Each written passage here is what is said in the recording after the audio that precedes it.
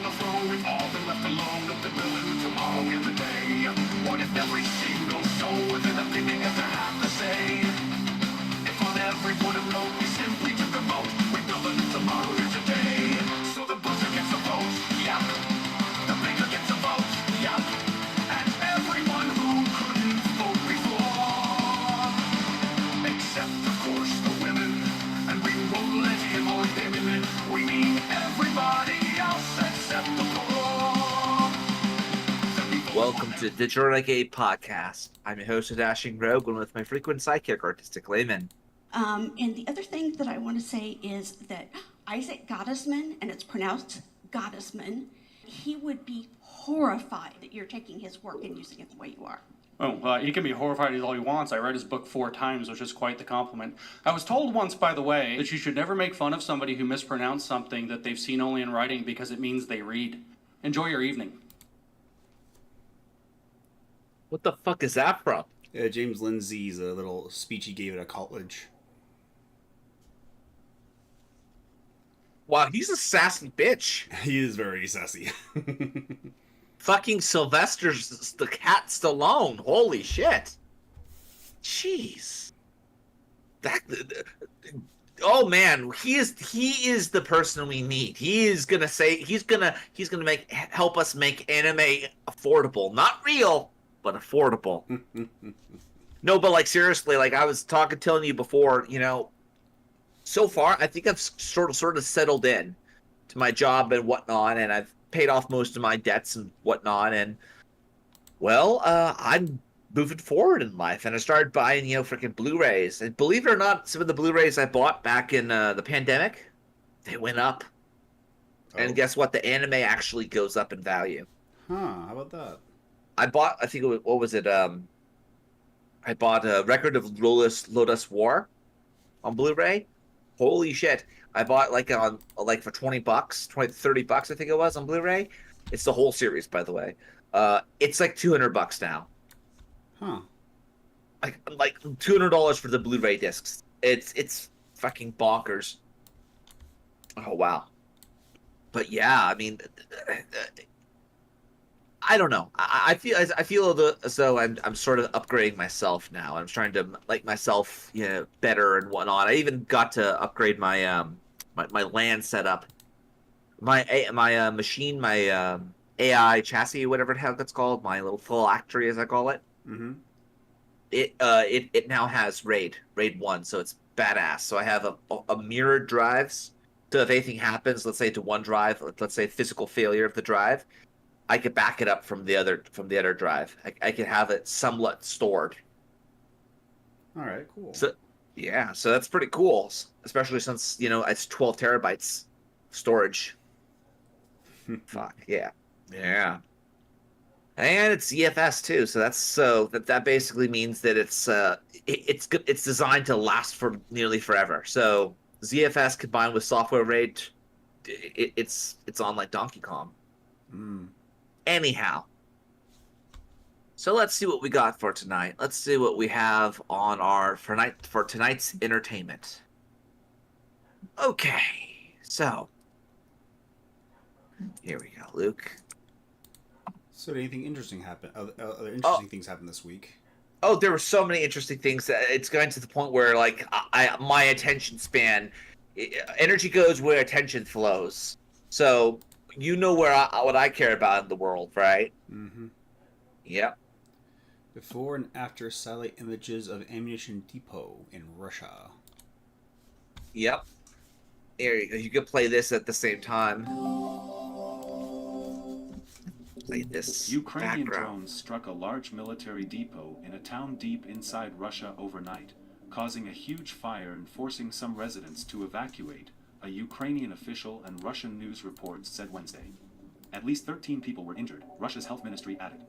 Meanwhile, a senior U.S. diplomat said Ukrainian President Volodymyr Zelensky has a workable plan to end the conflict, now in its third year, although its details have not been publicly disclosed.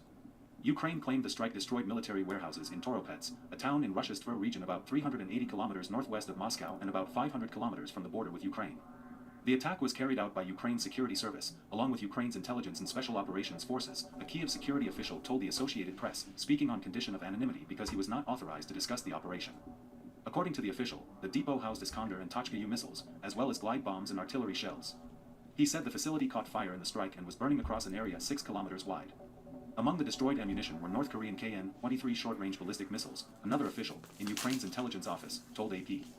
He also was not authorized to comment publicly and didn't provide evidence to support his claim. Russia and North Korea signed a landmark pact in June that envisioned mutual military assistance between Moscow and Pyongyang.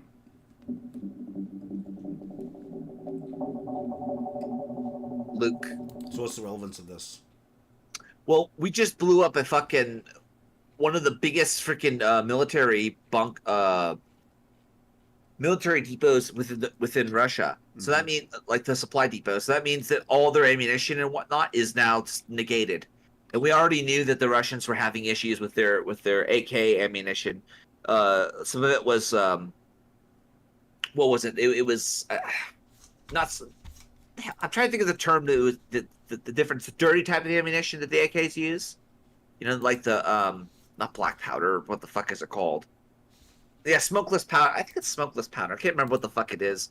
But basically, there's a difference. It's the difference between the M1 carbine and the M1 Garand when it comes to the powder type. You know, I don't know. But be that as it may, this was seen from space, Luke. We saw this explosion. I'm see if I can find a picture of it for you, Luke. It was seen from space, apparently. Look at that. Look how big that thing got. Look at that, Luke. Indeed. It's like it looks like how can you tell the difference between a nuke and that? Fucking thing blew up. The surrounding area is still standing. That's how you can tell. Yeah.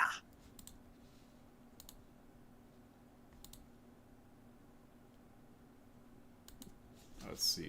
Atom bomb baby. Yeah. That's how. Blew him up. Oh.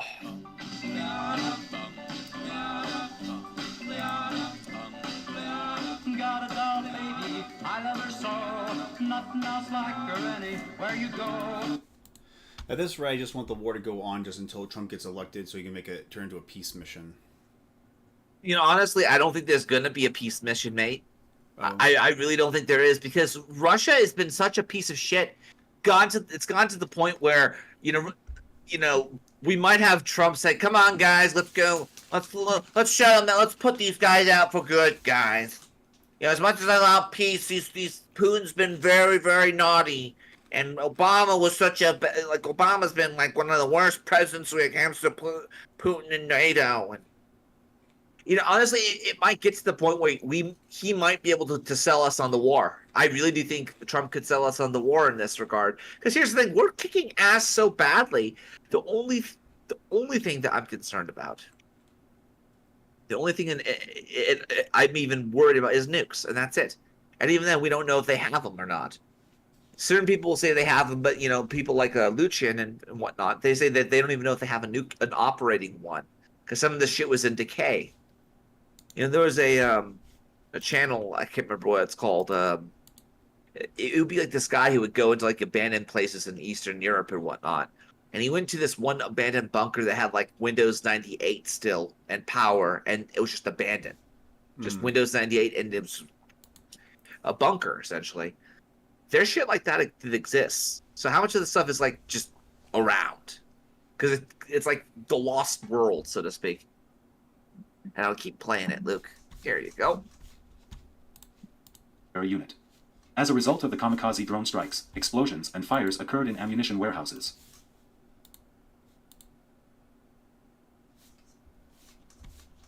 Contains distressing to viewers. Well, you know, not really that distressing. Damn! Look at that, Luke. She's just the way I want her to be, a million times hotter than TNT. Sending mushroom clouds into the sky, blast so big that they've registered as a small earthquake, measuring about 2.8 on the Richter scale. This may be one of the largest Ukrainian strikes on Russian soil. A number of drones have hit a Russian missile and ammunition depot in the village of Toropets in Tver region, almost 300 miles north of the nearest Ukrainian territory. A massive strike and significant success for Ukraine. Firstly, of course, because this is a missile depot that holds ammunition, including Look guided at that, missiles that have been used to blitz Ukraine. It's about degrading Russia's capability. Significant because just images of these strikes, astonishing footage, not just of a fire raging, of fireballs erupting into the sky, but also of multiple explosions, explosion upon explosion upon explosion, giving a sense of what is burning at this location. Now, this was a place 4th of July. tens of millions of pounds to build and was opened amid some fanfare in 2018. So it is a modern facility, which when Russia's deputy defense minister opened it at the time, he boasted it would keep this ammunition safe, both from accidental explosions and indeed from attacks from the sky. And these are the sorts of facilities where weapons are held under heavy concrete casing to protect them from exactly these sorts of attacks. And bunkers, I mean, apparently some 30,000 tons, according to Ukrainian sources, 30,000 tons of ammunition stored at this site, but then have been broken down into a series of discrete bunkers, which are normally separated from one another by big earthen berms to try and stop one explosion igniting another. But local Russian officials said there was a massive Ukrainian drone attack overnight and into the early hours of this morning. Can you imagine, like, driving one of those? I guarantee you that in, like, I guess Modern Warfare, whatever the fuck it might be, 5 or 4, whatever the hell we're on right now, there's, like, some mission where you're driving, like, a remote-controlled drone, very similar to, like, you know, the Death Star trench run, right? Yeah. And you're trying to blow up one of these freaking you know, depots. I could see that. I could just see, like, Hollywood try to play that fucking game where you're trying to basically do a trench run to blow up one of these depots. Because I'll tell you this is gonna really affect Russia's ability to fight. It really is. And honestly, we might have peace. We might see Putin get ousted from power. We might very well see a redo of the 1990s. I don't think we're gonna have, you know, World War III, despite what fucking Tim Pool says. In fact, I haven't seen much of Tim Pool as of late. Have you watched him as of late, Luke? Let's see. What's he report? He's just reporting on California blocking memes, making memes illegal. Oh Jesus! What the fuck? You know what? I want to see that. As somebody who once was part of that state, tell me. I want to see it. Let's see. Where is that clip here? Now, the YouTube algorithm will give me what was it about with the tenant media stuff? Here it is. California bans memes. You know what? Let's see. SCNR. California bans AI-generated political deepfakes ahead of 2024 election. This news broke last night. We talked about it on the members show, so become a member at timcast.com for more breaking news segments, and you can call into the show as a member. So this is basically, it's the banning of memes. Here's the important thing. They passed a couple of bills. Who is that guy? Which guy? Is it the guy in the ball? Yeah, that guy. Oh, I don't know who that is. I'll see. Please tell me that's not David Hewitt. Or voter registration and certification issues. However, attached to them is this civil and criminal penalty or prohibitions on AI-generated content that could be deceptive pertaining to celebrities or politicians. I think the reason they're doing this angle about, you know, AI-generated videos are going to be prohibited is because they don't want people to realize the bill is actually about legal remedies over voter registration and certification. Certification being a big deal. What happens if California refuses to certify or does certify, or if people who are in California refuse to certify, that's going to be in that law as well. Now, back to the memes. It says, as long as when you make the video, you write, this blank was made for the purpose of satire or parody, then it is exempt. Yeah, right. It needs a watermark on the video. Nope. I don't know how you're going to do audio, though. Nope, Ian, you are incorrect. Now, they're claiming that, but I'm going to tell you exactly why that's not going to be the reality here. First, this bill comes because Elon Musk shared a meme where Kamala Harris is speaking, just her voice, with random clips of Kamala and Biden, and she's saying, I'm a diversity hire, Joe Biden is a deep state puppet, and he said, that should be illegal. Well, clearly it wasn't Kamala Harris. But the bill says, as long as you mark it satire or parody, right? Okay, tell me this. If you were to make a video of Kamala Harris speaking using AI that looked like she was speaking, and in no way does it look fake, and she says in the video, when I get elected, the first thing I want to do is pay for school loans for young people by cutting Social Security. We'll take Social Security revenue and funding and use it to pay off the Social Security loan so that young people can have a chance. And then you have to say, I'm Kamala Harris and I approve this message. And in the last 2 seconds of it, it says on the bottom, with a black border and white text, this video is parody and not to be intended to be real. Do you think that if someone made that video, Gavin Newsom's going to be like, we're going to allow that? Or do you think he's going to be like, we don't care, you're under arrest? Or you're being sued or you're being shut down? I think it needs to watermark the entire video personally, because if... there goes. California's trying to ban naughty memes. Or AI memes, I guess you should call it. I honestly, I understand where they're coming from, but you can't stop the signal. If you idiot-proof something, the world will make a better idiot. and this is coming from a guy who's in tech, okay? So, like, stupid people do stupid shit. You can't stop them from doing stupid shit. You can only mitigate this shit. Let's see. The third person Education is is someone. the- There's some I don't What? know. I don't know who that third person is. I'm trying to find his name, but I can't see him. Can't find his correlate, like his actual tag. I don't know. I thought it was David Hewitt from fucking Stargate SG-1 or Atlantis. Oh well. I don't know. That's just me. So But anyway, that's what that Tim banning Tim, fucking Tim, banning. Tim pulls up to. Free speech to debates. Andrew Wilson, he was making the rounds. So he's finally find one Kamal supporter. U.S. governor for shutting down. Oh, headed for shutdown after Save Act and spending bill fails. Oh, and Trump says he hates Taylor Swift after pop singer endorses Kamala Harris because she's idiot. She's an idiot. Oh, that was fun, watching that whole Oprah gathering where these rich Hollywood elites are telling the average pleb who to vote for. Did you see that? No, I haven't. Oh, it's so Ohio, as the kids say. Because Ohio. apparently that's what kids mean by cringe. Trump rally, campaign investigating possible chemical attack. They say attendees at a Trump rally in Tucson, Arizona reportedly experienced mysterious symptoms suspected of being a chemical attack. The incident was reported in the independent news outlet, the Arizona Globe. The report says that about 20 people in the Latinos for Trump group who appeared on stage experienced the symptoms shortly after the rally ended. Alarmingly, the group appeared on the side of the stage where former President Donald Trump made his entry to the rally. Among the symptoms of the affected members, reported to the Arizona Globe, were blurred vision, facial swelling, severe eye pain, which appeared about 30 minutes after the rally ended. Some self-treated with milk before seeking treatment at a hospital. Another said his face turned red and experienced peeling. When they went to the hospital, they were told by staff that others from the rally were there seeking treatment. One person was told by a doctor that she was suffering from a chemical burn after the doctor performed a dye test. That person still suffered from light sensitivity and blurry vision days later. Christy Kelly, the reporter who broke the story at the Amazon Globe, gave an exclusive comment to the Blaze, providing more details, saying, I personally spoke to at least 8 Latino Trump supporters who were affected at the Tucson rally. They are passionate patriots, deeply concerned about President Trump's continued well-being and their own recovery, and are demanding a thorough investigation into what happened at the event. The injuries they experienced vary, but the people I spoke to all sought medical treatment afterward. I have reviewed 2 medical reports that confirm these injuries, and the attendees are united in their desire for So accountability. they're now maiming fucking Trump supporters? Or maybe it was a missed attack, kind of like the first assassination attempt. What the fuck? What did they use on these kids? They haven't got followed up on that yet. What the fuck, dude? Like, how much you want to bet it's that fucking stuff that killed Sergei Skripals, what the fuck his name is? That'd be horrible. Yeah, it's like radiation shit, right? Because like when I hear blistering on their face, like, what the fuck is that? Like, did they spike the fucking water supply and then like somebody put like radiation or some shit? God, do we have an update on that yet? Nothing yet. I mean, if anyone has a freaking update, it would be us, right? I mean, we're right in the freaking mid. I was down there a couple days ago. Speaking of going down there, so I decided to go down again to Tucson for my job, and I decided to go for on a Wednesday, right? I go on a Wednesday. Why? Because they're having a party there in Tucson. They wanted to invite me because I'm such a cool freaking character. They decided to invite me.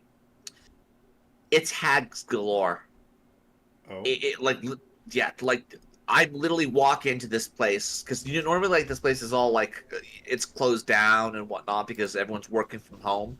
But the people who are there are all winos. They're all freaking purple-haired hags and whatnot.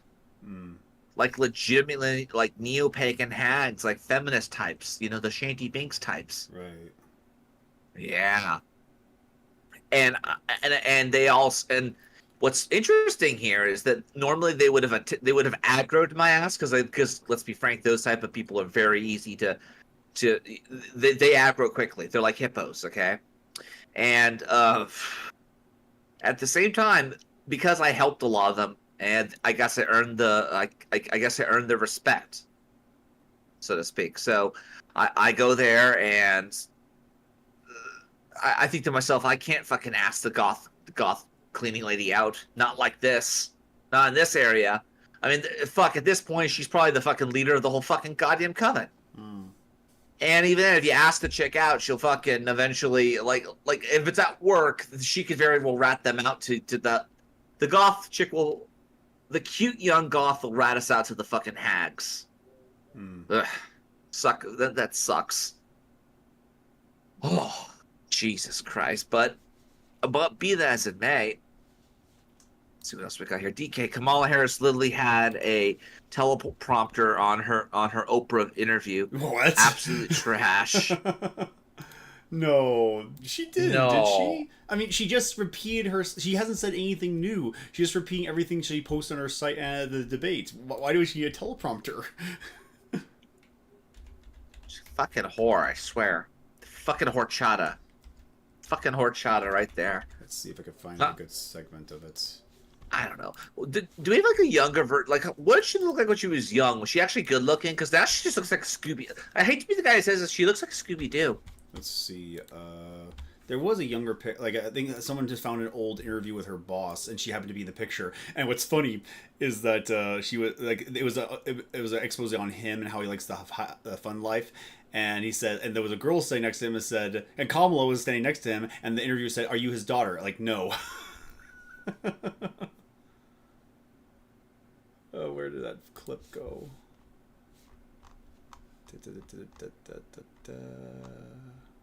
Like the one time I was on TV back in the 90s, I'm just walking by. You know? Mm-hmm. Anyhow. But is she hot? She was attractive. Let me see. I want to see. Where is that clip? I want to see if Kamala Paulus Bala, little bitch. Because honestly, like I if we get Kamala, it's going to be very interesting. That would be a disaster. It would be a disaster. It would be. She's such a fucking whore. You know, I mean, Well, that's the least of her sins at this point. Her least of her sins. No, I think it all starts from being a whore. It all starts from being a whore, Luke. It stems from her being lazy and corrupt. Well, yeah, she opens her legs for anybody, doesn't she? For the right amount of money, for the right cause, for the right guy or girl. You know, she's strong, independent, Miss Independence, Luke. That's what we're dealing with. We're dealing with somebody who thinks it's empowering to be a whore. That's the type of that's what we're dealing with, and again, like just like the whores on Beckloff's freaking the ones that he talks about, right? The one I think it's Woodrock at the interviews where like the whores are like just so blatant about what they do. This bitch is just like giggling and laughing because like it's true, I did do that and I don't care, like that. That's the type of bitch we're dealing with. Here she is. Oh, put her on. I want to see her. Twitter. Go. Notorious for his flamboyant lifestyle. Flashy clothes, fancy parties, fine women. There she is. Oh, she has that wino look. She has that wino teeth. God damn. Women. There we go. There we go. And fast car. Are you his daughter? I don't know. She kind of looked a little bit cute there, a little bit. I don't know. Like if we're gonna say, I mean, he was nearly when they were first started dating. Like she was in her 20s and he was in his late 50s. Well, she sucks off the power pole, dude, and she likes the power. There she is. There she is. Oh God! If ever a man and a municipality were made for each other, it is this man, this place. He's a rogue. Willie Brown. I'm trying to remember Willie Brown. Where was he? Where was he at? All right. Notorious for his flamboyant. What was he do? He was a. What was his job? What was he doing? Like he's in California, I think, right? Of course, that's where he started. That's where they met. Let's see, Willie Brown. Well, of course, they met in California. God help us. Honestly, if I ever go back there, it's going to be to pick up a lot of technology and just loot the fucking not in Minecraft and Warzone 3 loot. Let's see. So we're harvesting technology. So he was the mayor of San Francisco from 96 to 2004. Yeah, I could see that. I could see that motherfucker. Yeah, I think I remember him in that regard. Then we had Gavin Newsom. Fucking Gavin Newsom. He's evil. He's evil. Don't vote for him. Whatever you do, ladies and gentlemen, do not vote for Gavin Newsom. He is pure fucking evil. Pure goddamn evil. The devil incarnate. But you know who's not the devil incarnate, Luke? Who? Dr. Beats. Dr. Beats. Dr. Beats, yeah. So, there you go. But first, before we have that, play this. Well, wow. Which one? Oh, okay, this one.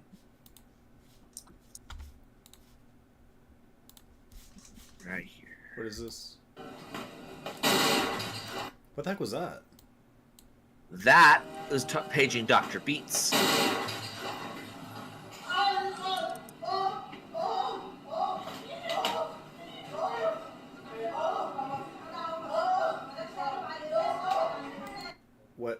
What happens? See, something, he falls over. He's stuck on his back or something. What happened?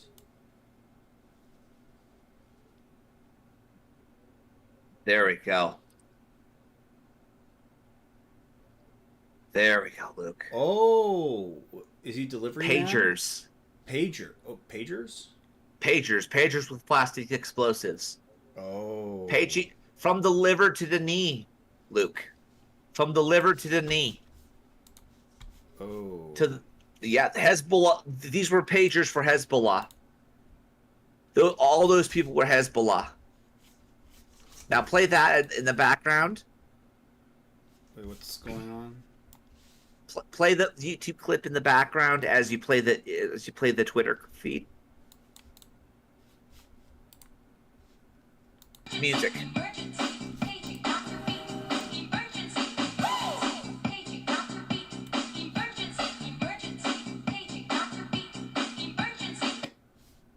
That's perfect. I don't get it. Oh, you don't get because they paged them. They gave them the wrong number, Luke. But be that as it may, yeah, apparently, like, they found out that there was a shipment of pagers that were pushed out to the Hezbollah, and they had plastic in them, enough to blow up like a lot. There were like a lot of people losing their freaking arms and shit. A lot of them. In Lebanon, hundreds of Hezbollah operatives had their pagers blown up simultaneously. Huh. Yep. People are wondering, is this a cyber attack?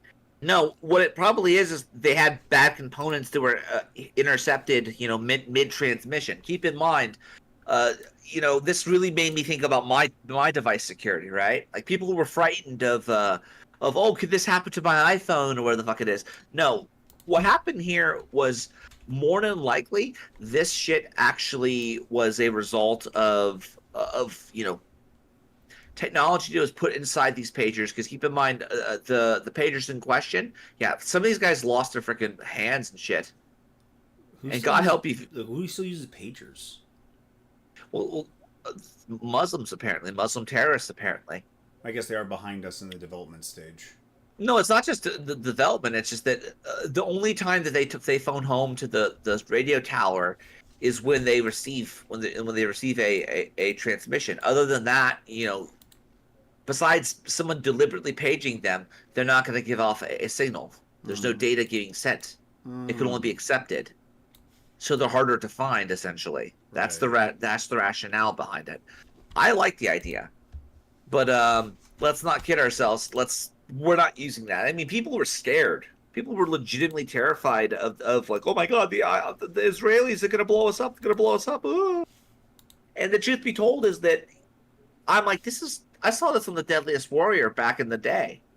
I think it was like the Israeli commandos versus SWAT, I think, or whatever the fuck it was.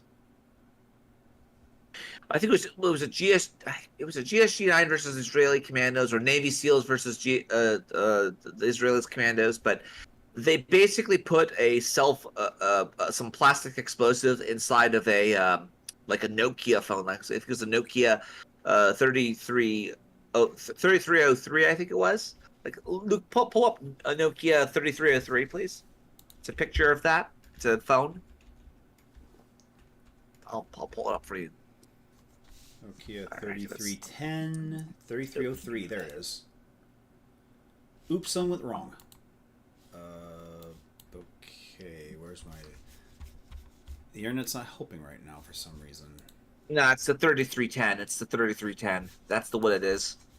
I was trying to call it by fucking name, but this was like back in the early 2000s. Like, not even... This is before the cell phones. This is actually not even before cell phones. This was before smartphones. Ooh, pretty. This thing. No, that's the 33. That is the new one. Oh, What the hell? The builds. Is that a new variant? I guess so. This is the one I'm referring to. Oh, the yeah. fucking... Yeah. So in the Deadliest Warrior, what they do is they put some plastic explosive or Semtex in there, and they blew it up. And that's the type of cell phone bombs that we see. That's what I really think this is. It's a cell phone bomb. This is not anything new. I mean, maybe to the Zoomers they've seen this, but I mean, this was on the Deadliest Warrior, guys, back in the fucking day. And that's nostalgia now, Luke, apparently. Oh, but yeah, I mean, Hezbollah got blown from the liver to the sea. They got blown up. Now, besides that, I found this interesting. There we go. What's this? This is Spirit Science. We now know what happens after death, do we? Oh, we know what's going Since on. the dawn of time, people. But this just listen to his voice. He fucking evil, the evil little Big Planet character. About the meaning of life, and ask this big question: what's on the other side of death? Most religions have described some kind of answer to this, the kingdom of heaven or nirvana or something of that nature. And what if they're all right? What if every answer about this ethereal realm on the other side could not only be known, but verified? Well, one of the best ways to know about what's on this other side... Kind of like we verified those... Flatliners, Luke. Flatliners. Like that movie, Flatliners. Kind of like how we verified what happens to people when they're given placebos, which doesn't do anything. Side. I can hear the testimonials that come from others who have been there themselves. This is what I want to share with you today. As you might know, we've been working more closely with Gaia lately. Today, I want to share with you this really amazing clip that they have from one of their new shows, Renaissance. This show is incredible. I mean, the Christian world was ablaze with the story of heaven is for real when a kid had near-death experience. What now? Oh, you remember that story? That heaven is for real, a boy has a near-death experience, and he apparently has a chance to see heaven and talk to Jesus. I never saw that. And it was also made into a movie, and apparently he was given details that he would never have known. Because know who his grandfather is, who his children is, or like how one of his brothers actually died stillborn, so actually got to meet him in heaven. Apparently, how the hell would that even work? I mean, to have I would imagine that in the next life, New Game Plus, right, of heaven, you would take all your memories with you. But like, if you're died in utero, or whatever the fuck it might be, right? Or even when you were young, I mean, you don't have that much stimuli. What would that be like to talk to somebody who didn't have that type of experience? You know? I mean, what about people who have amnesia? Well, people who have amnesia, you can explain that their motor function still exists and that their brains are still firing, and therefore there's a part of them that has the capability to speak, but they don't know how they're able to speak. No, I mean the people who had lost their memories. They probably have all their memories restored to them.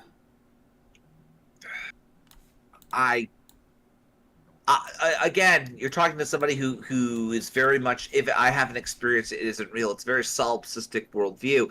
That is one of those things I cannot empathize with. I don't know how to. I don't know how to respond to that. And features a So series of heaven YouTube is for interviews real. from people who have actually passed on, saw the other side, and then came back. And what they had to say was seriously groundbreaking. While we're working on a fresh new slew of content for you, I wanted to take a moment to pop in and share with you this clip of one person who had a near-death experience, named Vinny Tolman, who had some amazing things to share about his experience on the other side. Get ready. This story is probably going to change your world. In fact, the entire show is absolutely amazing. I must say, if you don't have a Gaia account yet, use the link in the description to get access to the show and watch it right now. You won't be disappointed. Promise. No, that was Pillsbury Doughboy looking shit.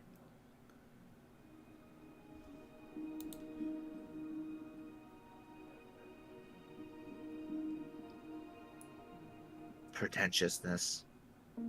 My name is Vinny Todd Tolman, and before my near-death experience, as a youthful, young 20-something-year-old, I was out exploring life.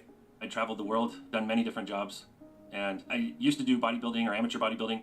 And back in January 18th, 2003, it started with a new supplement that me and a really good friend of mine had purchased online. We decided, hey, we're going to take this on a Saturday. We're going to go up and see a car show, do a workout at the gym, and just have a fun Saturday. So we get there to hit my buddy's place. We took this new supplement and immediately felt something was wrong. It felt almost as if cold ice started pumping through our veins. It felt like our whole body was starting to get Jesus Christ. cold. And I explained to my buddy that hey, we should probably go get something to eat. Otherwise, we're going to be really sick. So we... Oh, to go off on a political... No, you already are sick. Hmm. The fuck was that? To go off on a political tangent, this actually reminds me of... Because apparently Kamala Harris is trying to bring up these examples of women who are horribly dying because they don't have access to an abortion. And the two best examples they had are women who had complications from the after birth like abortion pill. Although one girl was, it was most likely a girl who was on methamphetamine. It was on opiates. Christ. So yeah, that's yeah. Went down the street a few blocks to this fast food joint. We go in there, and as soon as I go in, I went straight into the bathroom. I felt like I was gonna throw up or vomit. My buddy, he went in, he collapsed on the first booth he could reach, and he started to throw up. He started to vomit on the table. The manager of the restaurant called 911. They got him hauled away in an ambulance almost immediately, right away. And he turned out to be totally fine. They released him from the hospital the very next day. But meanwhile, me inside that bathroom, I myself start to vomit while I'm passed out on my back. And what happens is when you vomit on your back like that, you aspirate, you suffocate. And that's what happened to me. I died right there and then on the bathroom floor. I suffocated. And about 45 minutes later, the manager of the restaurant finally opened up that bathroom after a customer kept asking him to open it for him. He opened it and sees this dead body on the ground. He called 911, and from my point of view, I went directly from consciousness to feeling dizziness as if the room is spinning on me. And then out of nowhere, I'm just watching this scene unfold in front of me, and I'm watching a dead body on the ground. I'm watching a manager call 911. I'm watching even the customer asking to have the manager open the door. And it's very weird and odd to me because I can hear every thought in anyone's head that is near me. And I'm watching everything from above, which was also very odd to me. But it didn't dawn on me that this dead body I was seeing was me, because the body didn't look like me. The neck had actually already swollen wider than the jaw. So technically, when you're dead, you're like in a dream state. He died like Jimi Hendrix. There was very, very pallid purple and yellow tones on the skin. It almost didn't look human. And I didn't think for a second that was me, because me was up here watching what was going on. I watched them bag this body when the ambulance comes. They pronounce it dead, they put it in a body bag, they put it on a gurney, and they put it in the back of the ambulance. Meanwhile, the other medics, there's 3 medics that show up. There's a rookie who's brand new. He's sitting in the back with the body. The other 2 are out getting paperwork done. And I could feel his dismay because he felt like I wanted to be a medic. I wanted to be an EMT to make a difference. And he felt that he wasn't making that difference. He felt that these veteran medics didn't try for very long to resuscitate the body. He felt they should have tried for 20 minutes, not just 5 minutes. And they're going down the street as they pull away from the scene. That's bullshit. That's bullshit, though. He felt that way. He felt like they should have tried 20 minutes. I'm like thinking to myself, no. Eventually, the corpseman doesn't give a fuck. Okay, they don't care. Like, they've seen enough dead bodies to know when you're done. Now, what probably is interesting about this whole scenario is that it was a rookie, so the rookie will probably write it off. You know? Yeah. Skip ahead a bit. Wait till it gets interesting. Start to form, and it really looked like a little miniature sun starting to glow in the heart space. Froze. He kind of froze as soon as that was said, but he didn't do anything about it. I could hear him shrugging it off as, that must have just been your imagination. But they went another block down the road and the light started to glow even brighter. Medics to wait and watch. They knew he was going to go for a third round. And right after, within seconds of that third charge, there was a steady but faint heartbeat. So the team began resuscitation procedures of injecting things and doing all sorts of things for the body, but the body was having a really hard time with coming back. It was going into seizures, and they were strapping the body down. I was watching the strapping going on. I didn't feel anything until they got to the left arm. But when they strapped the left arm, I'm left-handed, I felt them strapping my left arm. And this was the first inkling, the first idea that what I'd been watching this whole time was my very own death. This is when I went to essentially the darkest place I've ever gone in my life. I had such an ego voice going, saying, "You're such an idiot. How could you not know that what you've been watching this whole time was your own death? How could you not know that?" And as I started to feel that and think that, I then started to see, in very quick flashes, all the negative influences I had on other people in my whole life. The things that I did to hurt people on accident or on purpose.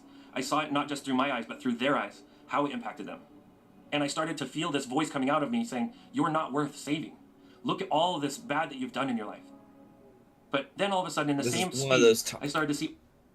This is one of those times where you have to shut the fuck up and just go with it. Try to cling to life if you can. Fuck. all the good that I did. And there was a lot more good than I had ever done. Way more. And I saw how much change I was able to impact people's lives in good ways. And this love started to pour over me from behind me. But it's so hard to describe in words because it's a love that we don't have here. It's an unconditional, pure love that doesn't exist in this space. At least that we can really, really feel like there. And this love poured over me, and this love, it had such a profound effect on me. I had a pretty rough upbringing. I had some darkness inside of me. And this love flushed it out, sealed it up, made it whole. No. And all of this is happening. I'm realizing that all of this love and this light and this energy is coming from behind me. And no, I can see probably was he was probably he probably was experiencing how shall we say it, his brain starting to die because of the fucking the lack of oxygen. That's what I think is going on here. I don't know. What are your thoughts, Luke? No idea. No idea? Fucking people, man. I'm just I'm not looking up all the movie references like American Beauty and Harry Potter, The Last Scene. Oh, Jesus Christ. They're literally putting movie references in here? I didn't even notice that. Well, no, I'm thinking of the movie references. Oh, yeah? Is this all real? Or is it just happening inside my head? Of course it's happening inside your head, Harry. Why should that mean that it's not real? Here we go. This is something this was something.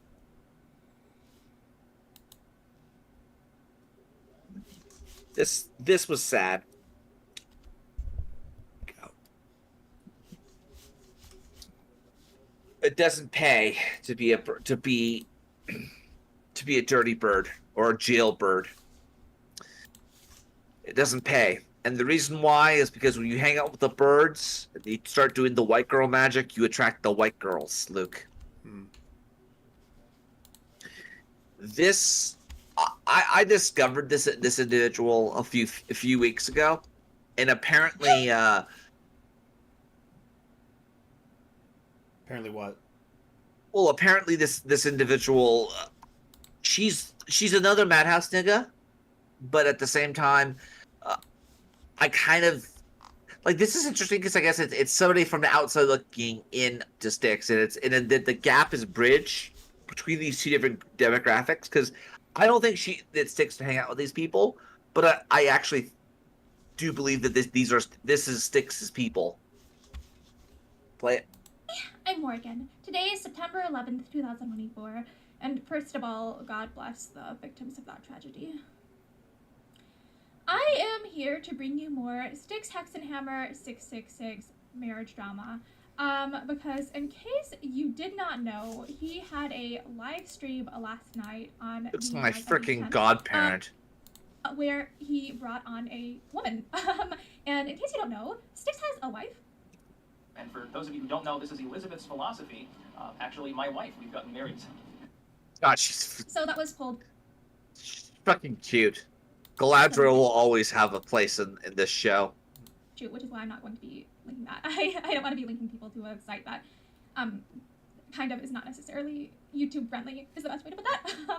And as I believe this was from It's the avian plantation. It's the avian plantation, honey. It's not friendly for anybody, whether it's YouTube or otherwise. It appears to still be married to her. The dashing rogue, Luna or Liz, what's a bird man's preference? Well, I mean, obviously, do you mean Elizabeth Warren, or do you mean my wife? Because obviously you would prefer your own wife. Oh, she referenced you. That's funny. I asked the hard-hitting questions, bro. Which is why it was so shocking when this happened. Dude, cracks a beer and light some old Toby. This is gonna be great. By the way, Sticks, who's the lady friend? That's my girlfriend. Ooh. First of all, I'd like to point out, why is he referring to that woman as his girlfriend? If that is Liz, why is she being referred to as his girlfriend? And secondly, for those of you who don't know, this is Elizabeth's philosophy. Actually, my wife, we've gotten married. I'm just saying, I don't think that the woman from his live stream last night looks like Liz. I mean, first of all, there's the difference in like the hair color and eyebrows, but also the nose looks a little bit different. She hasn't been following the news or following the drama, has she? No, she hasn't been. Speaking of, link down the description. There's some more stuff, but we can continue with this one. And I think I said that dashing rogue is a very nice, cool guy. And again, I don't think I'm not there yet. Well, no, it's not your comment. I wouldn't be able to see it until further down. Oh. She doesn't look like Liz unless Liz has gotten plastic surgery and dyed her hair or something like that. It doesn't look like Liz to me. Though apparently he has known this woman for quite some time. In the meantime, Somebody said, what? oh, there's gonna be plenty of comments. Who was the girl my future wife, Stick's new fling, sudden girlfriend? Sudden flame. Yeah, sudden. Only Sudden. years from now. I don't know. She looks like a fucking Instagram thought. I'm gonna smoke with Riesling. She does remind me a hell of a lot of Luna from fucking from Hell of a Boss. She does. Fucking werewolf chick. She reminds you of Luna. Yes. She like if you look at some of the clips where she's just like on her cell phone, like you will see the resemblance. Although Luna's only on her cell phone to keep her mood down. She's very psychotic when she's not on her phone. So am I. I hate to be the guy who says I am very bad with that, like that. It almost seemed like he has known her for 7 years, so that's a little bit. Anyways, we know that this person is not actually related to him because of this. William Nonenia, it has been decided Styx has a cool little sister. Styx's sister is cooler and cuter than Styx. Oh, yeah, you're cuter than me. But not a sister. Yeah, no, I'm not into incest. Just. So anyways, yeah, that is... Just adultery. Just adultery, Styx. It's what's sad here is that there's a third party involved. It's not just like, oh, he fucked this chick and then he moved on to this other chick, and while he was still squeezing with this other chick. That'd be like some dog behavior, but again, he got Liz pregnant. She accepted the bird seed. Now she has a fucking part in this as well, right? But the problem here is they're both full of shit, and there's a third party now that was born as a direct result. I mean, can you imagine that child's fucking response of when she asks, "Mommy, where's my dad?" "Oh, he's on the other side of the sea." "What's he doing over there?" "He's hanging out with the bird demon." And it'd be true.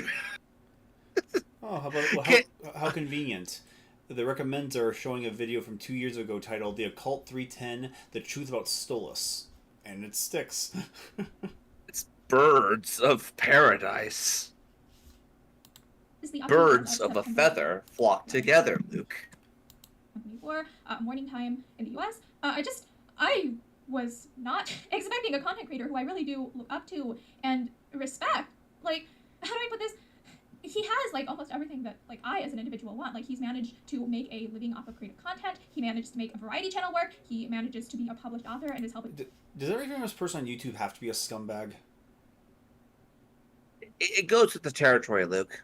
I mean, I want to be famous and rich, but I don't want to be a scumbag. Scumbag Steve. Shit.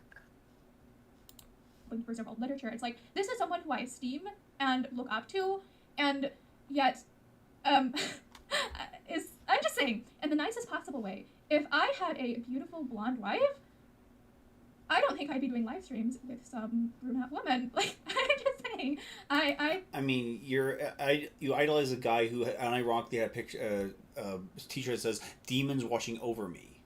Demons are watching over me. Like, I mean, what fucking Hot Topic shit, dude. I mean, he worships spirits, and he unironically believes in evil spirits as allies. So, what were you expecting? Does she not? I mean, she probably doesn't know this. I mean, there's so much of a Styx there's so much story about Styx that a lot of people might not know, just that they're just casually following him. Like he'll always be hanging out with the bird demon, dude. That's always what he'll be. The bird demon is love. The bird demon is life. All right, everyone, Not it's really. time for the occult, video number 310, The Truth of Stolas. Now, I've already mentioned this particular demonic entity before. I think it was one of the early videos, actually, that I did long ago, many years ago, because I saw this particular entity. And, of course, some people, they think that's superstitious nonsense. The funny thing is, a lot of them believe literally in God and angels and stuff like that. Thinking to myself, your canon specifically talks about demonic entities. Some of the canonical and extra-canonical material literally gives them distinct personalities and names, so I'm not sure exactly why you would think it was impossible for such a thing to exist, but having seen it myself, of course, I already know that. Now, Stolas, interestingly enough, I'll get into this first, the demon that I saw, of course. I saw it in the tangible sense, as in literally when I was a little kid on my wall, with smoke spewing out, making noises that were vaguely owl-like, but kind of like an owl crossed with a freight train, if that makes any sense. And of course, looking at the Ars Gotia, where this demon is listed, I found, and this is years later, I didn't know anything about demonology as a little kid, I found out that the two main things this demon is concerned with are geology and botany. Those were literally the two biggest obsessions that I had when I was younger. I'm still kind of obsessed with them, and of much course, they have a healthier huge in this. Look at this shit. Like, can you pull up a picture of him today? Like, but compared to back then, like, what was this, 2017 or whatever? Let's see. Birds. Well, they did reference their notes when they designed Stolas, because that's what his legs look like. They're so long. Let's see, what's his nose? They're little chicken legs. All right, everyone. There's a bit of undue controversy right now because Janet Jackson. He was doesn't telling look me how good. It was, which He looks bad in this one. Like, he looks like this one. He looks like this one. He looks like actually like that. Yeah, that one right there. He looks like a child. This one right here. He looks like a fucking like a father, like an actual like hippie father. It could just be he looks paler, but that could just be the lighting in the room. It probably is. No, there's also his beard's not very well trimmed, so it's gonna look weird. Fucker looks like a freaking hobo. Holy shit! you know, especially herbalism. I would say that my study of plants and so forth technically gave me my first literary success with Fruits of Eden and led directly into the editing spree that I've been on, which again I consider to be demonically inspired work. Now, when we use the term demon, I don't. Yeah, editing is, and he's compiling all the other works because that's all he does. He compiles all the other cult works and sells them out to everyone else. He's basically he's doing what Kirk Cameron did with the Origin of Species, where he will put in commentary saying, yeah, Darwin was racist, here's what he said, and then he like adds commentary, and therefore it becomes a new work, right? Because it's in the public domain, the Origin of Species, right? The same thing goes with what Styx does. He basically copies over other people's work and then adds his own take to it. And then it becomes transformative, and then therefore he gets to cash in his own version of the Ars Goetia. Mm-hmm. Yep. Now, I sent you another link, Luke. What's this? Reddit user Lilithin's allegations against Styx, Hex, and Hammer. Mm-hmm. What's this? Load. Hey, I'm Morgan. I have been covering Styx, Hex, and Hammer 666's marriage drama, and I have come upon some really concerning allegations against him on Reddit. I want to start off by saying I cannot prove That's right, Luke. that the Lilith on Reddit is the same Lilith who is in his video. I cannot prove this is the same person. It is very possible. We're dealing with Reddit, Luke. Her name's actually Lilith. Like, oh my god. It's like Aerith from Final Fantasy VII. Lilith, Luke. Lilith. Lilith. Yeah, I know. It's That supposed is- to be Lilith, but it's Lilith because you know, they have to be cute. Could be someone impersonating her. And so I want to start off by just saying that. And this video does contain some really concerning topics and mentions of sexual assault. So if that makes you uncomfortable, it's probably... How old is this girl? This is an SJW. This is like a younger, like Zoomer Alpha. Like, is it Gen Alpha? How old would Gen Alpha be right now? Let's see. I don't fucking know. Millennials are in their late 30s. Zoomers are like in their 20s. So Gen Alpha would be like their like they would be preteens and shit. Oh. No, she's a Zoomer. Is not the right video for you. Also, this video will be marked as 18+. Okay, so in case you don't know, back on Tuesday, I believe it was September 10th, Styx Hexenhammer 666 introduced a new, actually not new, he introduced a girlfriend on his live stream. Dude, cracks a beer and light some old Toby. This is gonna be great. By the way, Styx, who's the lady friend? That's my girlfriend.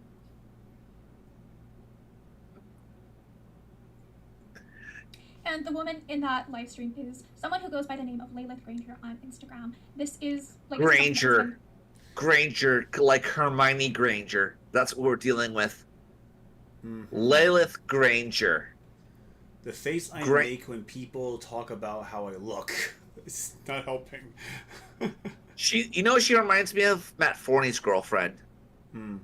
You know, the one that Jim Grode hung out with. Like I don't know if you could.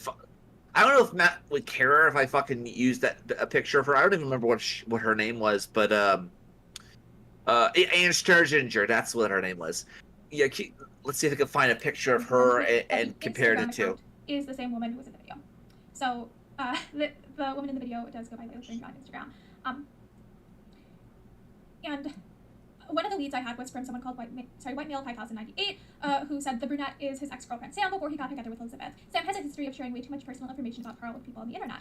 And someone kind of responded to me, I believe it's Suvak Das, I really apologize if I butchered the name, said, what are those personal things she said? Just curious. And so I was like, well, this would be a good idea for another video.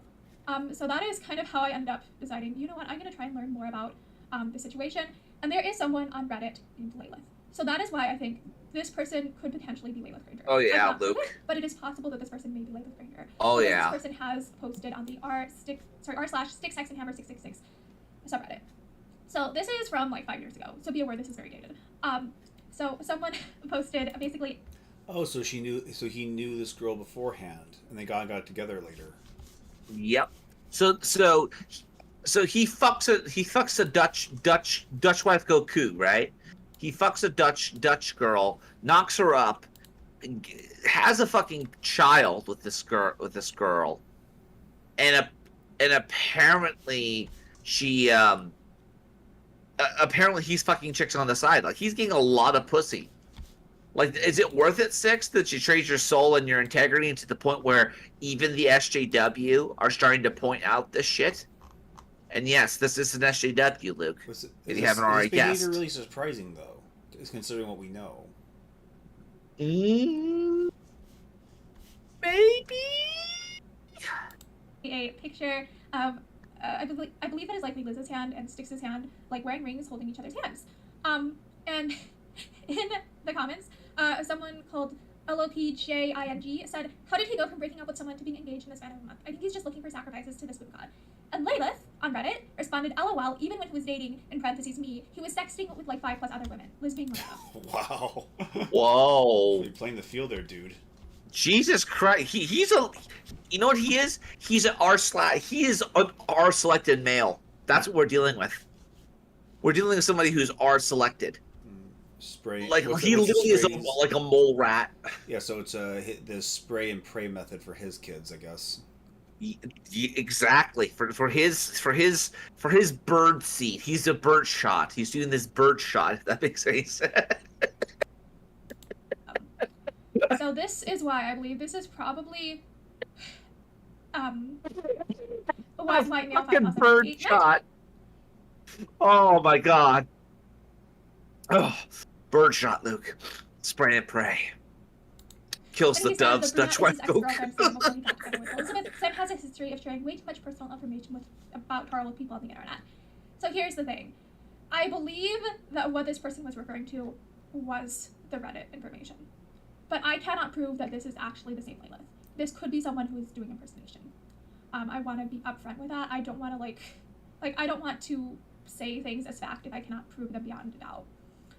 And then Layla has also commented on other Reddit things. Someone called It's the same person. Taco 666. I'll just say it right now. It's the same person, and the reason why is because these people are occultists, right? Mm-hmm. So these occultists will always like answer to their username IRL. I'm not joking. I've seen like do you answer to artistic layman IRL, Luke? IRL? Yeah. Never had it. That's just my internet persona. I never really use it outside the internet. Yeah, so they use their inner persona IRL. That's the type of person we're dealing with. The artistic layman lives in a whole other world. He isn't. It only exists in my imagination. Exactly, like Stolas. Oh no, he doesn't consort with demons. He has access to the power of the divine creation, which causes him to go insane. Oh Jesus Christ! Oh boy, he's on a great mission to stop the evil once and for all. If he can't before he goes mad, though. That would be interesting. That sounds like a freaking TOR novel, or what the hell it's called, Tor novel. Hmm. Yeah. 6 says, 10.2 is married now. What? Why?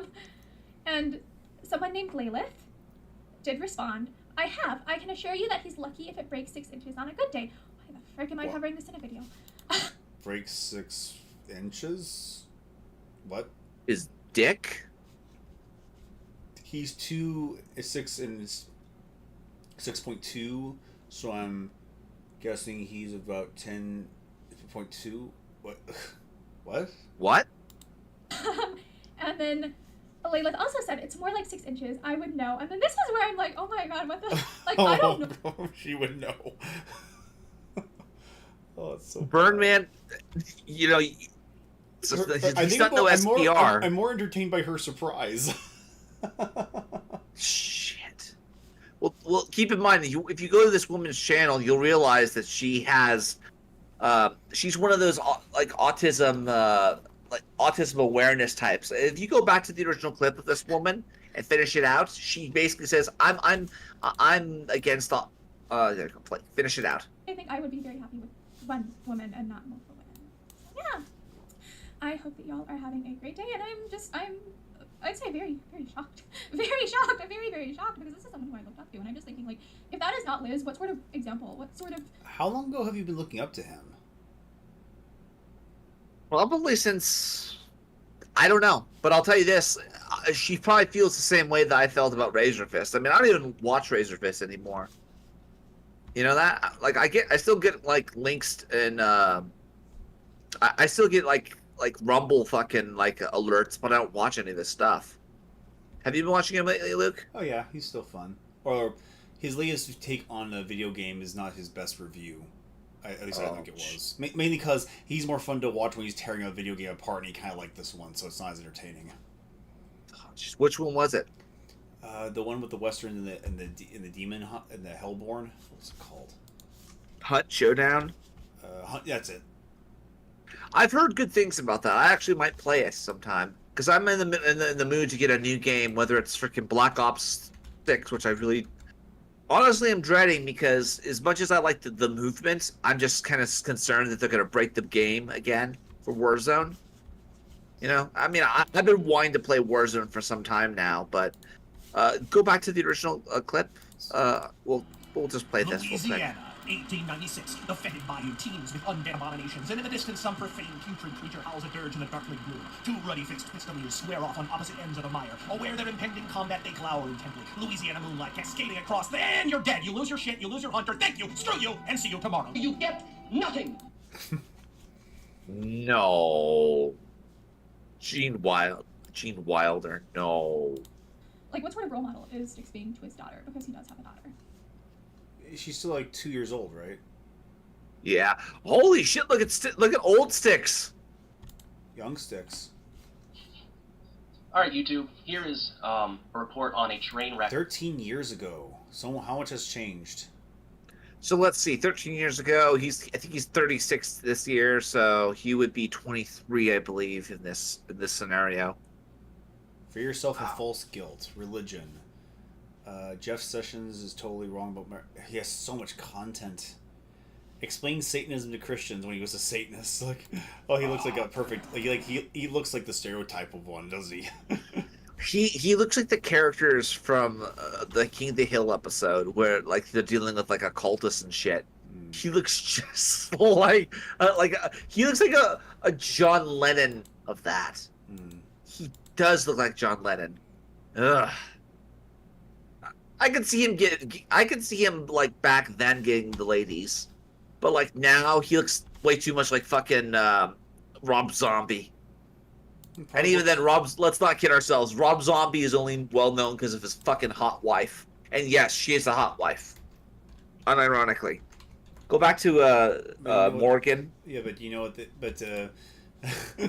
You know what Tick History pointed out about Karl Marx. Oh no. Let's see if I can find that one particular clip. Oh god, what did he say, Luke?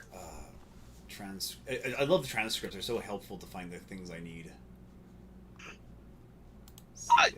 That's exactly the type of crap that I'm into, man.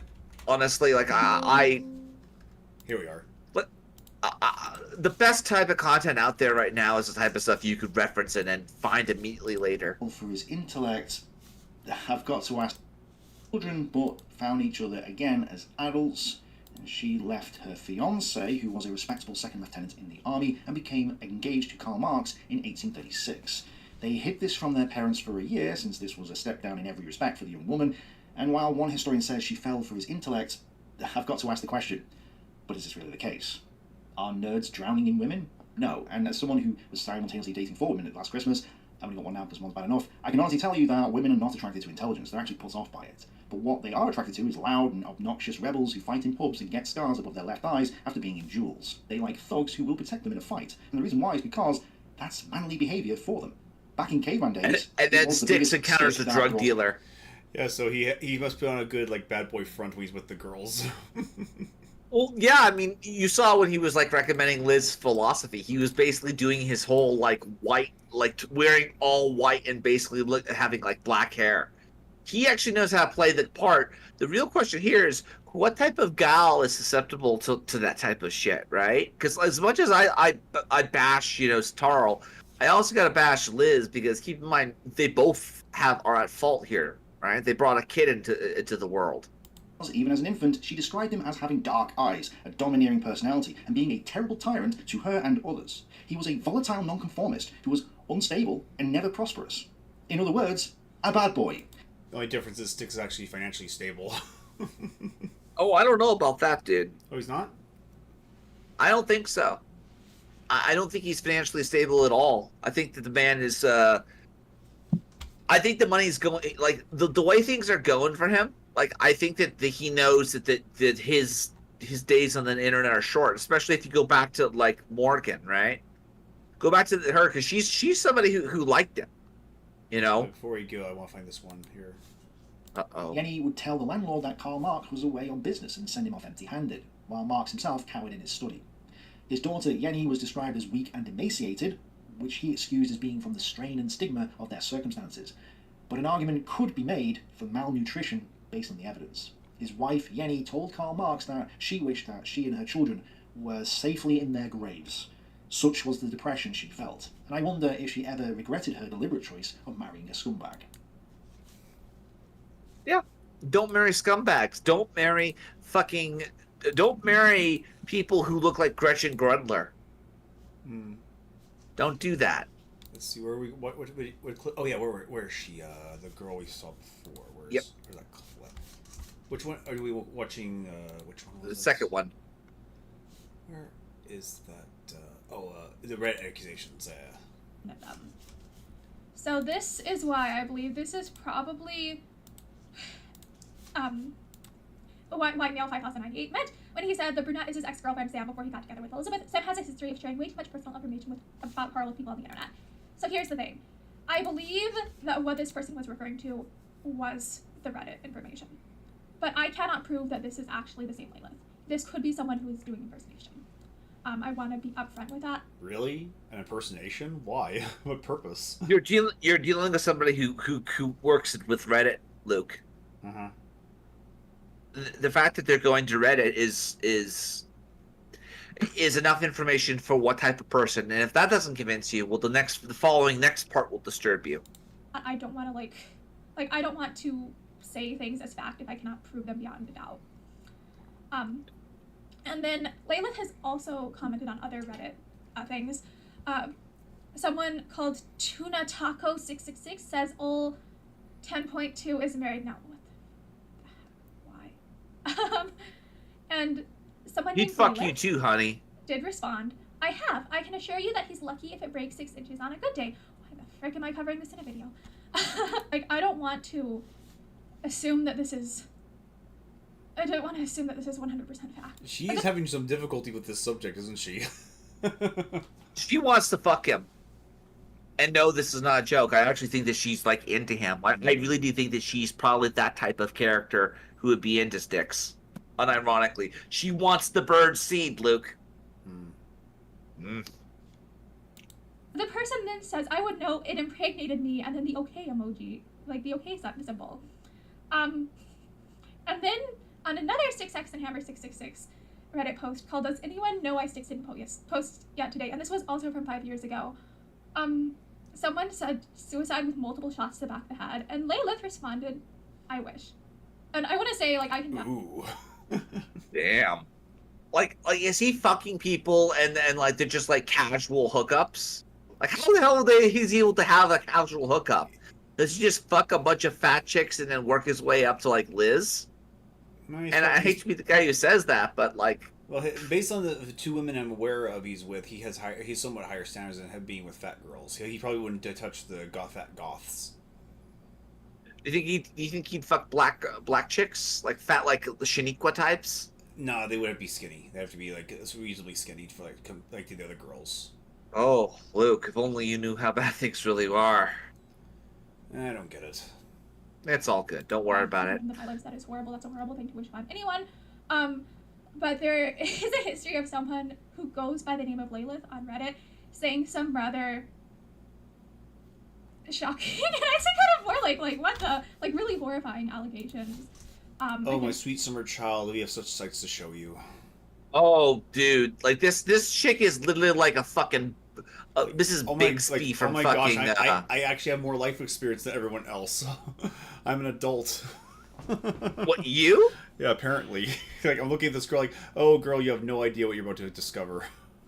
Dude, you know, it's very similar to when I realized Razorfist is just a scumbag. You know, we still don't know. Like, he still blocks people who bring up frickin' what the hell's her name? The Latina chick. I can't remember what the fuck her name is. Eve. Yeah, Eve. If you mention her at any time, he'll block you. And, like, apparently he knew her back when she was 15, right? Allegedly. I say allegedly because, what? It's not confirmed, but at the same time, why keep blocking people? Like, that doesn't add to your case, bro. Keep going.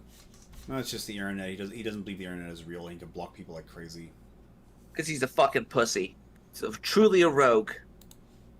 Sticks. And if you scroll down, sorry if I scroll down, I'm gonna tell you why I'm like, okay, I if this is true, I can see why this person would be saying shocking things.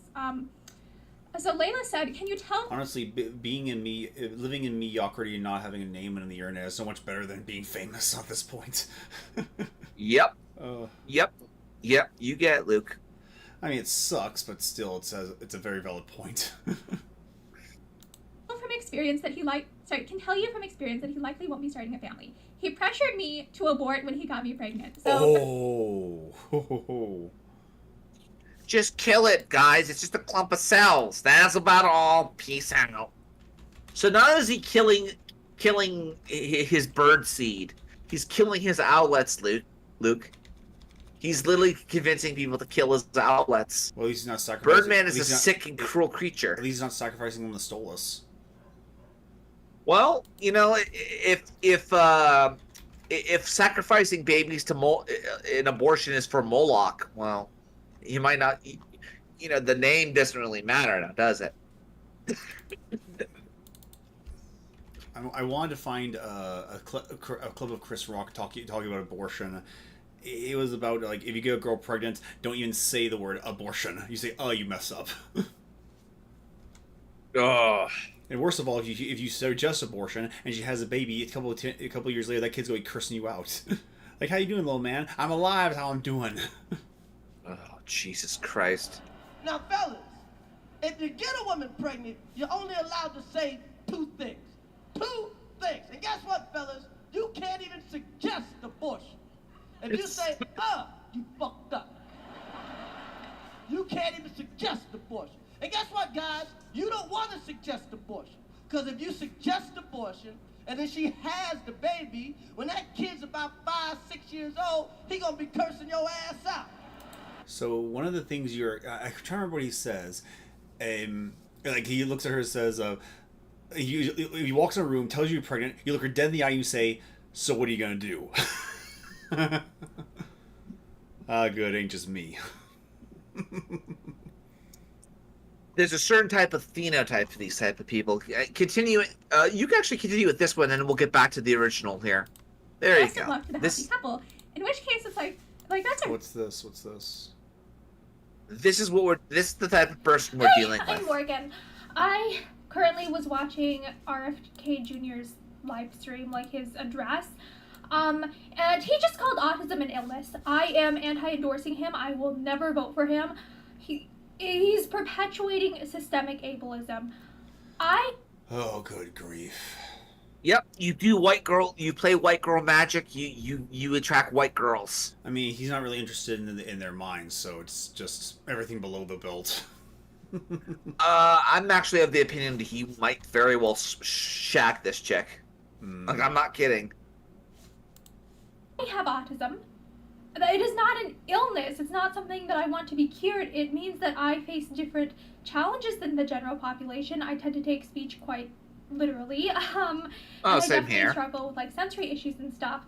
But autism is not some horrific illness that needs to be cured. It's a part of who I am as an individual, and there are lots of... Amen. Yeah, but I'm pretty sure you'd like to be normal sometimes, madam.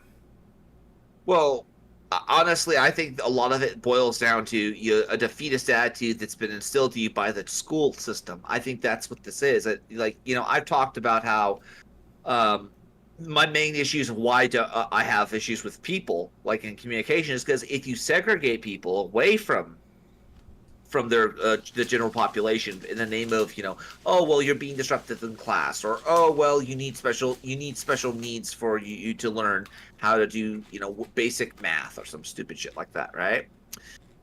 You're never going to learn.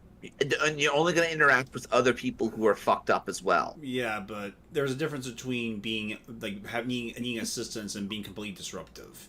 And some kids just can't be in a group of people. Yeah, but even then, is that really an autism thing, or is that just a, you need to be disciplined type of thing? Well, that's the thing. If it's autism, they can't help it. And if it's disciplinary, then that can be beaten into them. Well, that was awful. I shouldn't have said that. I disagree. I fundamentally disagree because, you make it sound like it's original fucking sin. I mean, is that kind of what it is? I mean, she's saying it's not an illness, therefore it's a part of her. So, to what degree is it a part of her? Yeah, but what is a part of her? Like, what, you gonna wear the label? Like, imagine if gays were living up to the stereotype, right? Imagine if, like, every stereotype that exists, the bug chasing and all that crap, everyone has to identify with that. You don't have to identify with any of this shit. It's like autism chic or Spurg chic, if that makes any sense. And a lot of this stuff is just, the culture around mental illness that they have to deal with, where they learn to love their oppression, they love their serfdom, and they never try harder, so they let themselves go intellectually. They don't try as hard, and even then, I don't think this person is. Again, I don't know. I don't know what I was saying. Keep going. Other people like me, well, we're not an illness.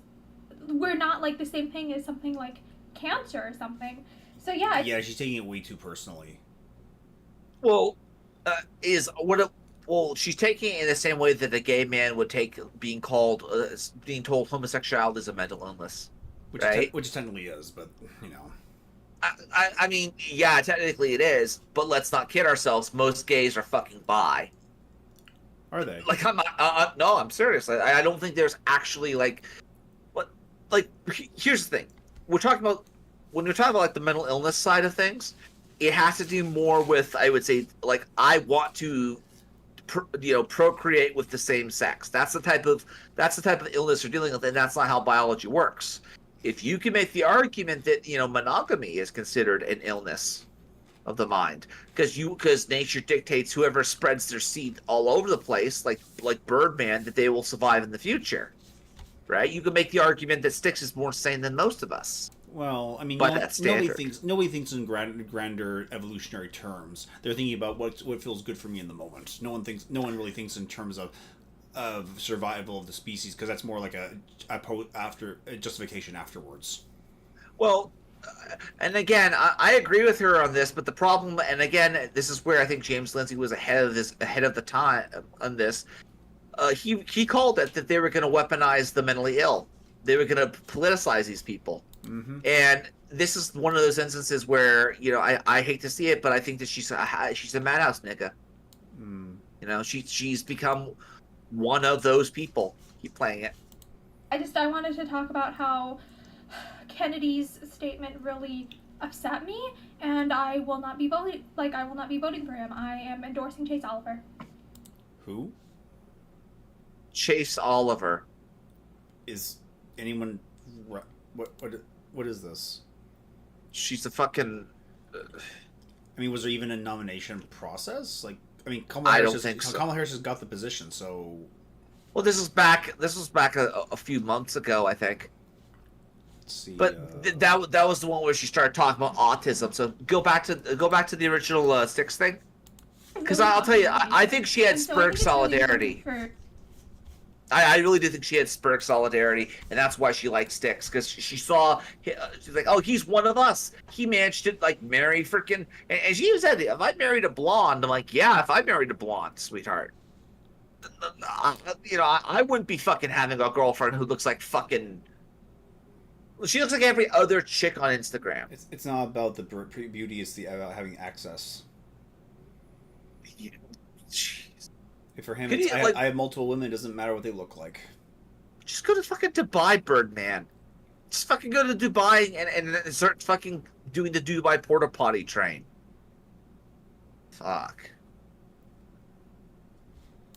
I really do think it's important. If this is true, that's something the world should be aware of. I 100% support women's right to bodily autonomy. I support whatever decision. If this is Lilith, I completely support whatever decision he made. I 100%. In the words of Dave Chappelle, hey, look, if you have the right to kill it, then I have a right to abandon it. Works both ways, Missy. Yeah, well, then there's somebody who has to pick up the pieces, and that's where the Christians get cucked. So by advice, leave it in the streets. Let the bird ban.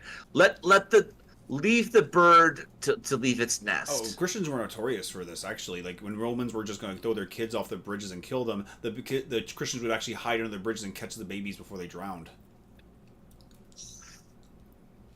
Cuckoo?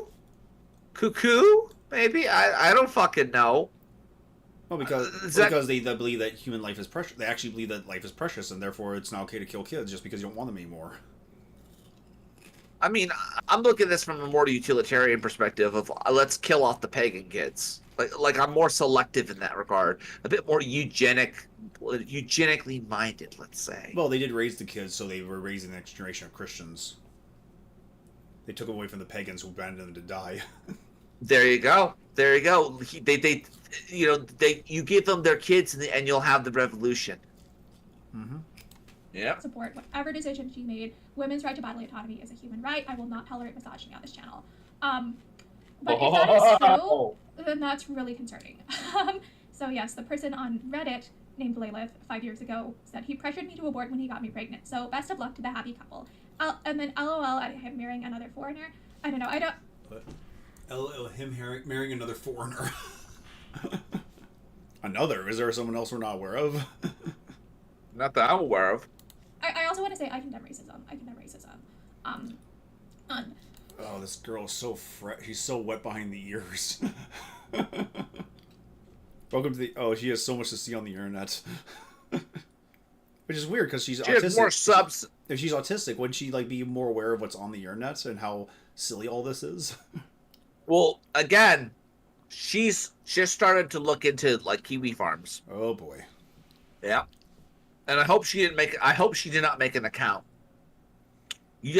I will not make an account. I will never make an account on that site.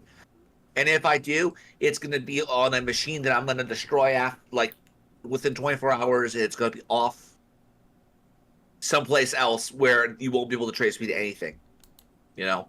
And one other thing that I really think needs to be talked about.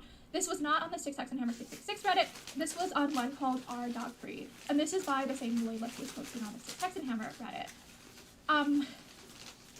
So, one of this person's replies, I cannot be sure that this is truly the same Layla from Instagram, said, he helped me emotionally and financially when my ex was sexually assaulting me and tried paying me to stay quiet. A prominent libertarian YouTuber at that. So if that allegation is true, that is absolutely fucking horrifying. That is fucking horrifying. And I hope that if this is the same person, like, I really hope that this person is, like, okay. But I also want to say, it is absolutely possible. This could be someone impersonating her to make Sticks look bad. I want to be clear. Like, it could be the real Laylith, or it could be someone impersonating her. I cannot prove that the Reddit Laylith is the same Laylith as Instagram Laylith. It might not be the same person. Yes. This Reddit comment said, he helped me emotionally and financially when my ex was sexually assaulting me and tried to pay me to stay quiet. Prominent libertarian YouTuber at that. And we know that this person has previously posted the Sticks Hacks and Hammer 666 Reddit and accused Sticks of pressuring her to get an abortion. So,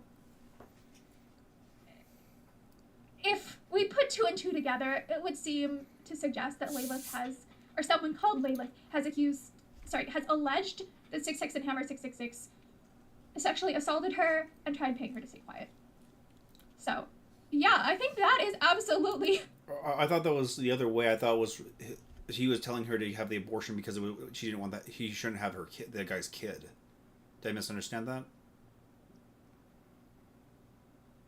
I honestly don't know myself, but all I know is that, there are consequences to his actions, and there are people out there who legitimately look up to him, and there are going to be a bunch of sycophants, clankers, right? The fucking little robots from Star Wars that basically are going to just mindlessly follow orders, and never hold Sticks accountable. And these guys need to be held to accountable. Make no mistake, whether it be, Razorfist being called out for fucking hanging out with a 15-year-old for some reason, right? Groomer Fist or fucking Birdman of fucking Amsterdam shit. I mean, how crazy would that be? Hey, Alpha, how you doing? But, like, it's just... It's sad. It's sad what's going on here with Sticks, because... Again, it's all self-inflicted. Keep going. What White Male meant when he said Sam has a history of sharing way too much personal information about horrible people on the internet. I think that is probably what he meant. I'm just fucking shocked. Like, I'm just absolutely fucking terrified because, like, here's the thing. If any of this is true, like, I just feel absolutely awful for Layla. Because if this is true, this is awful. This is really, really awful. I really hope that woman... But now she's with him. Is she with him? She's with him, yeah, allegedly. I mean, they're hanging out with New Orleans, which is, the vampire capital of the world. Make of that what you will. Yeah. Okay? If you are in danger, obviously reach out to the cops. Like, reach out for help if you are in danger. If anyone's ever, like, in danger, like, reach out to the appropriate authorities. Yeah, here's the thing, it's like, I was wanting to learn more about, like, what are those personal things this person was alleged to have said. And so I looked, and I am just kind of regretting it, but I'm like, if I stay quiet about this, am I doing a disservice to the world? Like, I feel like if these allegations are true, people need to know about these allegations. So they do. They do. video talking about And you know what? Who better to do it than the usual suspect, right? Who better to rat out Six than the white Gurl MagicK users themselves? The Tumblerettes. Because I'll tell you this, whenever I deal with a pagan, the one thing that shuts them up immediately is accusing them of being a Tumblerette. I'm not even joking. The moment you play that card, it's like dropping a fucking nuke. Keep going. It makes me like, I'm trying not to cry. It's really, really, if any of these allegations are true, like, I just feel so fucking bad for this woman if these allegations are true. So, yeah, I again, this is information from someone called Laylith on Reddit. And this might not be the same Laylith as Laylith on Instagram. It could be someone impersonating her. But yeah. Thank you so much for, I guess I'd say, checking out this video. I hope that all of you... Poor girl's on the verge of tears. He let a lot of people down, but let me just say this. He'll probably fuck her. Unironically. Like, he probably will, like, well, that's okay. Here, have my birdshot. Don't worry, it's in, if you know what I mean. It comes out of a 10.5-inch barrel. But, like, honestly, Styx is... Why do they do that? I mean, when I saw Styx getting married, I'm like, hey, he could do it, so can I, right? But you know, why do the people who do this shit? Why? Like, why, oh, why would you ever do that? And the sad part about that whole thing here is that Liz fucked him for some reason. And you gotta ask yourself, what was the circumstances in that regard? You know?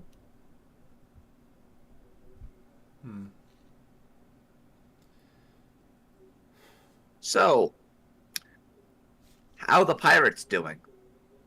It's fun. It's finally getting cool enough to practice sword fighting.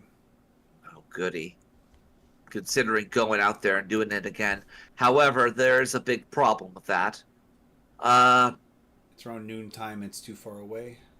It's noontime. It's too far away, and I want to be able to go to church. You know, and as much as I love to go out and fight, because I do want to fight, the issue here is I made a deal with myself for self-improvement reasons that I don't go out dating or clubbing unless I go to church, and I don't go and shoot my gun unless, of course, I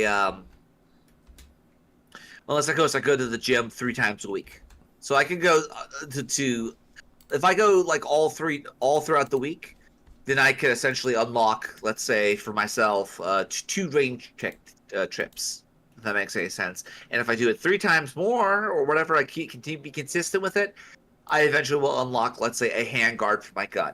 That's the idea behind it. I'm trying to motivate myself like a fucking Battlefield or whatever the fuck it might be. But in any case, I do want to go out and fence with them again, and I do want to take on the Pirate Queen. I feel as though that, like, if I take on the Pirate Queen, I know that at that point I'm going to be, let's just say if I do that, I will put that in my bucket list. But yeah, she was on the verge of tears. Because a lot of people are let down by Styx. I mean, don't be your heroes. No more heroes, in fact. So, besides that, one more thing. Now, I don't know if I said this to you last time. Do we look into this genetically modified skeptic guy? Maybe a little bit. Don't remember. Let's see if I can find it here. I think we did this last time. I'm not sure if we did it last time. But let's take a look here. I recognize when we see it. I haven't seen this video yet. You have not seen this video yet. So I'm announcing a new project for this channel, something viewers of this video will really enjoy at the end of this video. If you want to check that out, just jump to this timestamp. Or, you know, watch to the end. Look at you, man. You're shaking. Trailers for the 2023 film Nefarious depict it as a typical psychological horror.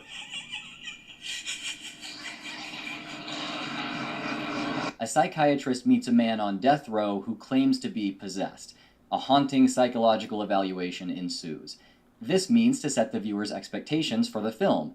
This will be a clever and entertaining story like the other horror films I like, one is supposed to think. You have to tell me the truth. It won't hurt me. It can go away. It can go away. Yes? No. What its production studio does not want the typical viewer to know before turning on Nefarious is that it is a conservative Christian film. It's based on the 2016 novel The Nefarious Plot by Christian author Steve Dace. Shut the fuck up. No, it's not. It's conservative, sure, but it's not Christian film. It's not. It just isn't. It has Christian themes in it, sure. It may have some Christian theology in it, even. But at the same fucking time, like, if you watch Nefarious, when he starts talking about, like, heaven and hell, he describes the Gnostic version of heaven and hell, like a very Gnostic perspective on, you know, the demiurge and whatnot, like the monad and crap like that. Mm-hmm. Just replacing the monad with God in that, and it sounds exactly like a Gnostic tale. In fact, if you look into the Nefarious Plot, it has nothing to do with Christianity. It doesn't have anything to do with it. People have latched on this because, let's be frank on ourselves, Glenn Beck is in the fucking film. Okay? Oh. And Glenn Beck was in Nefarious, remember? Yeah, Glenn Beck was there. And the thing that I remember from watching it was that it was very much it leaned heavily on Sean Patrick Flannery's performance, and he did a very good job. All right, but let's not kid ourselves. It's not a Christian film. It really isn't. Now, Left Behind is a Christian film, right? Assassin AD is a Christian film. Bible Man is a Christian film. This is not a Christian film any more than fucking The Exorcist is a Christian film. Keep playing. Hands. There are two equal and opposite errors into which our race can fall about the devils. One is to disbelieve in their existence, the other is to believe, and to feel an excessive and unhealthy interest in them. They themselves are equally pleased by both errors, and hail a materialist or a magician with the same delight. Produced by the explicitly... A Screw Tape. Oh, Screw Tape. Nice. Send me that link sometime. But here's the part I wanted to, in reference to the idea of him referencing agnostic concepts. I was reminded of this little clip right here. The sort of script which is used in this book can be very easily obtained by anyone who has once learned the knack, but ill-disposed or excitable people who might make a bad use of it shall not learn it from me. Readers are advised to remember that the devil is a liar. Not everything that Screw Tape says should be assumed to be true, even from his own angle. Oh yeah, it's just a point of view, bro. Just a point of view, bro. Dominionist Christian, Believe Studios, and was adapted for the screen by Steve Dace and the conservative Catholic writers and directors of God's Not Dead. This marketing choice was made, of course, for the same reason I used to invite my friends to youth group events by saying, hey, do you want to come play laser tag for free with me and my friends? Instead of, come listen to my youth pastor give a sermon and he'll pay for you to have fun. The fact that he shows a picture of himself, like, I don't know why anyone would show a picture of themselves online. Like, I just don't see the purpose of it. I didn't even know that was him. I mean, I've seen him a couple times, but I'll just say, the fact that he's wearing the Beatles shirt and he's an atheist, come on. Come on. You don't know what that is, Luke. That's a passive-aggressive pass. Mm-hmm. We know that. Come on. Going. Straightforward Christian moralizing is boring, and when an experience or piece of media is merely a vehicle for that moralizing, it's cheesy, uninteresting, or otherwise not worth your time. The main guy behind Nefarious, Steve Dace, seems aware of this. It's a Christian-ish film. Mm-hmm. So, like, there's not like a dove or an invitation to pray to sinners. I would really put that in my contract if I was going to sell them the movie rights. They could not put a cheesy conversion scene in the film. But no. Dace acknowledges that while, yes, Nefarious is meant to persuade viewers for his view, that can only happen if Christians like him do better in their storytelling. So what are his view? What was his view? Just saying. Storytelling is his primary goal with this movie. Storytelling is the one place left where there is still an opportunity for mass persuasion. And I think we have to absolutely master storytelling. Similar to the conversations that Lewis and Tolkien were having 75 years ago, okay? Yep. But, hey, where are the great stories of the West? We lost those. We need to recover those. We have to tell better stories. But does the film accomplish this? No. No. Yes, it is my opinion that Nefarious is bad. It's a bad movie. But maybe, that's not the studio's... I mean, that could be indication that it's a Christian film, because Christians, unfortunately, I hate to admit it, Christians aren't known for making good films. Like I said, Assassin AD, Fireproof, trying to think, Courageous was not that great. They're just not, they're mediocre. Like, at best, you're going to get a Hallmark Gold Crown performance, With a altar call message in it. But again, Nefarious, I really don't think would count as a Christian film. I don't think it is. I would consider it more like a cheap knockoff of The Exorcist. Like, if anything, when you look at the film and the trailers, it reminds me more of The Exorcism of Emily Rose. And that movie, half the time they were in fucking court, dude. Right. Like, yeah, exactly. That's why I say it reminds me of The Exorcism of Emily Rose, which that's another DVD I have to go pick up sometime. Keep playing. Fault. If the creators of Nefarious are to be believed, the cast, crew, producers, and set were haunted by demons, plagued by malevolent spirits determined to destroy the film by any means necessary. We would start talking about bullshit. The devil and about the secrets of the devil. It's revealing his secrets. The building groans. All of a sudden, the convention center starts to groan. The girders in the ceiling go, and it sounds like we're in hell. Claims of demonic attacks notwithstanding, the film is deeply flawed. So let's dig into why, and afterwards discuss whether its production... Let's stop you right there. That's all fucking... That's Blu-ray fuel right there. Okay, that's like director's commentary fuel. And at the same time, let's not kid ourselves. They're ripping off The Exorcist. Because there's a lot of weird shit that happened on The Exorcist, the scene of The Exorcist. Same thing with Poltergeist and a lot of these films. Weird shit kicks off because people are tuned to that type of fucking stimuli. Just to point a few things out, Mm-hmm. Keep going. Really was haunted. Spoiler warning, by the way. Nefarious opens with psychiatrist Dr. Alan Fisher adjusting the unpleasant dangle of his diploma in his swanky high-rise office. He then jumps from the roof to his death. Ooh, spooky, spooky. This isn't like your other Christian movies. No. Usually, the educated atheist elite character dies at the end. Cut to Oklahoma State Performance World. Why? Like, this is one of the reasons why, like, this part right here that's coming up here is why I hate fucking atheism as a movement. And you're going to realize, like, again, there are atheists out there who'll be like, you know what? He has a point. He has a point. And honestly, it's the most cringiest shit to defend the collective when you're an atheist. Mm-hmm. It'd be like me defending the collective as an anti-fascist. And I am anti-fascist. I just don't identify as an anti-fascist. To identify with the negative is opening the door to a lot of nefarious shit. No pun intended. Keep going. Where the serial killer Edward Wayne Brady is soon to be executed. Our new educated atheist character, Dr. James Martin, heads inside to perform a psychiatric evaluation on Edward. I'm assuming you already reviewed the Fisher files? Yes. Then you already know he's a master manipulator, an absolute genius.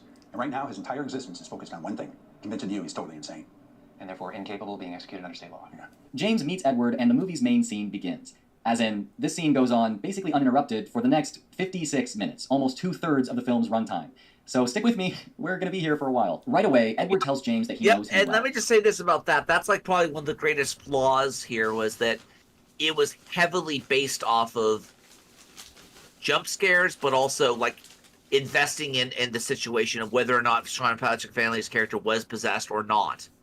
And he did a very good job in this film. He did a really, really good job. But the big thing here to take away of this is that this guy's going to defend the atheist label and then start ascribing certain notions and features to that label.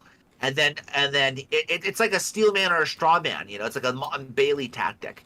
And the thing that gets me is that you could have dumb atheists out there. You could have atheists who are absolutely dogmatic in what they believe. And they can tell you, the question is, can they tell you why? And some of them can.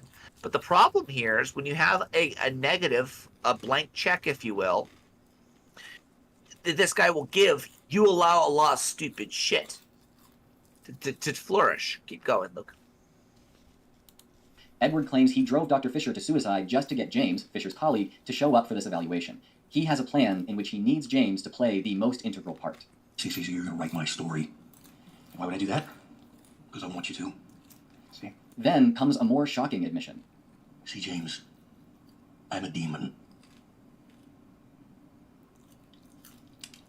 All right, it seems like the story is set up at this point, right? The so-called master manipulator demon guy against the atheist psychiatrist. Who will outwit the other? But not so fast. There's more. Before you leave here today, you will have committed 3 murders. When I first watched this part of the film, I thought 2 things. One, why would Nefarious, the demon supposedly possessing Edward, say this to James? His main goal is to win James over so that James will want to share his story with the world. He needs James for this, so why set him up for murder or even piss him off? 2, this is clearly meant to create expectancy. The same reason why Vulpus and Colta destroyed Nipton. The same reason why Vulpus and Colta destroyed Nipton. He's like, I won't last you like those degenerates. Nipton was a town of whores. They paid for anything whoever wanted. And I want you to go tell the NCR what happens when you fuck with Kaiser's Legion. That's the reasoning behind it. It's like a terrorist attack. They want to bring fame and fortune to the fucking, to the little cause. That's the reason why the demon to do it. It's a very, how can we say this? It's a very human concept, if you will. A very human type of notion of how these entities would work, you know? But it gets better, Luke. Fate in a way which inadvertently brings it about. Is James going to commit murder? Will he be corrupted by this evil guy? That might be fun to watch. I guess I'm interested now. Cool. If only the film made this expectancy last. Nefarious explains how demonic possession occurs. Mention of Ouija boards and all. Absence of baptism in this case allows us to begin work long before the age of reason. At 8, grandmother's gift of a Ouija board gives immediate access to his decision-making. And that's fine by me. The consensus of American horror movies at this point is basically that a majority of demonic possessions are a result of playing with a toy produced by Hasbro. So this isn't really out of place. Nefarious also reveals... it's not even that. It's not even the Hasbro thing. It's more of the thought that counts behind it. And if you really want to get down to it,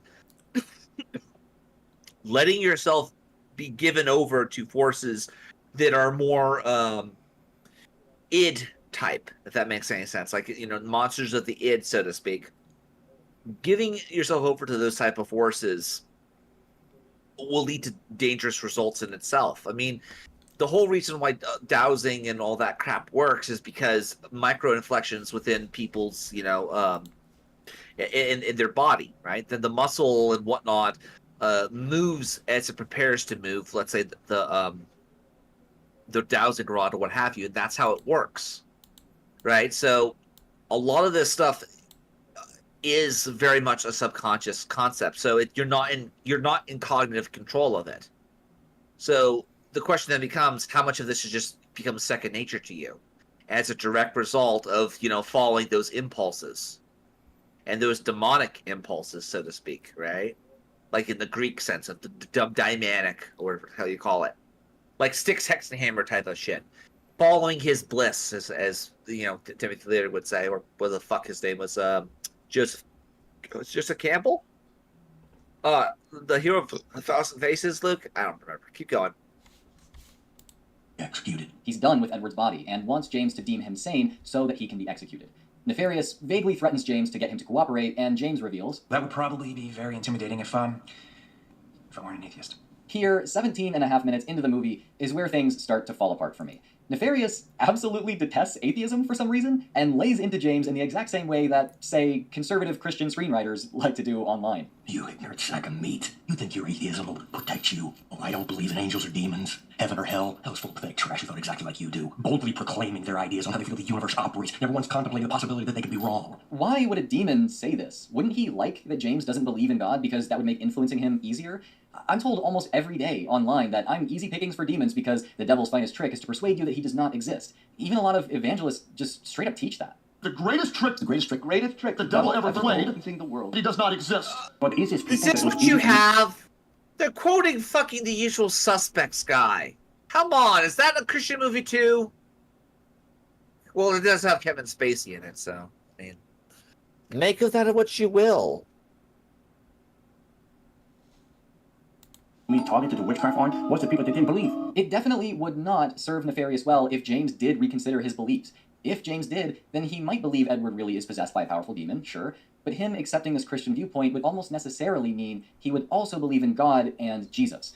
Within the Christian paradigm in which this film operates, that would mean Nefarious could have no power over James. This anti-atheist rant makes no sense. It's not something the character would say, only something the writers want to tell the audience. Atheists are stupid and deserve eternal torture in hell. As they argue about whether demons exist... Is that what he got from that? is that what he got from that one scene? Just one-off instance of a guy saying, "Oh, I'm an atheist." Like, okay, nice to meet you too. And again, this is why I hate collectivism. Collectivist atheism is because when you start making these assumptions about what the ideal version of an atheist is, anything that falls short of that ideal, you start getting all offended about this crap. And he goes on about this. Like, that's the whole fucking shit about this movie. I'm like, dude, it's just a fucking film. Get over it. And why does it defend the collective? Why do you think he defends the collective, Luke? That's what he does, I guess. Oh. Anyhow, we'll just move on from that. So what else? What else we got, Luke? Anything on the agenda? Anything else on the agenda? Get out there and vote, I guess. When it comes down to voting, get out there and vote. Oh yeah, if I got a clip here. Where did I put you?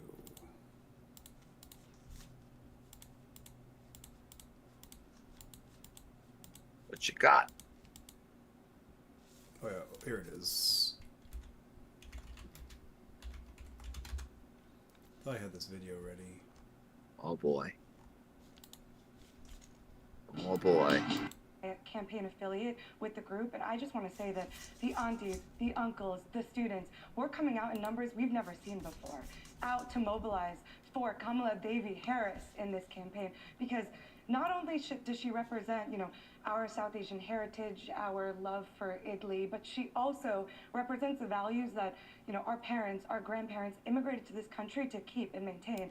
Oh, wow. Really, sleep with your boss and advance your career and be an authoritarian psychopath. That's something to aspire to. Ugh. That's terrifying. This audience terrifies me. Honestly, I don't think...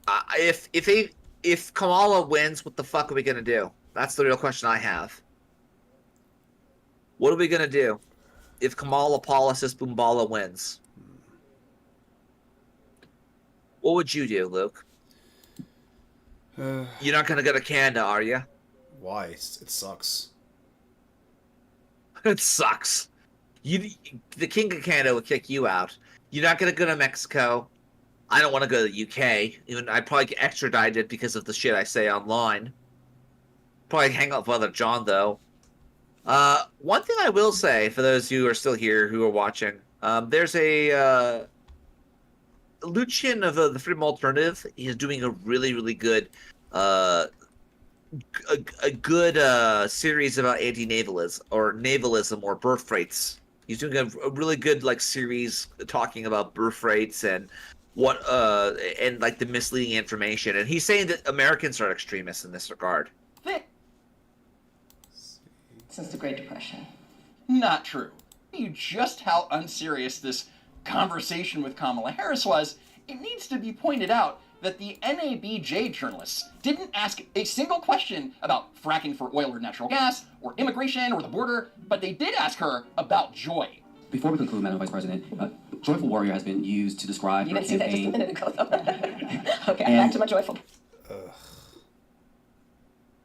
You don't look joyful. You look like a dog. You look like Scooby Barack fucking Obama. Doo. Thanks for joining us for this very special event. Unite for America! Good grief. These people. She really believes that. She has no choice but to. This is fun. For Kamala Harris.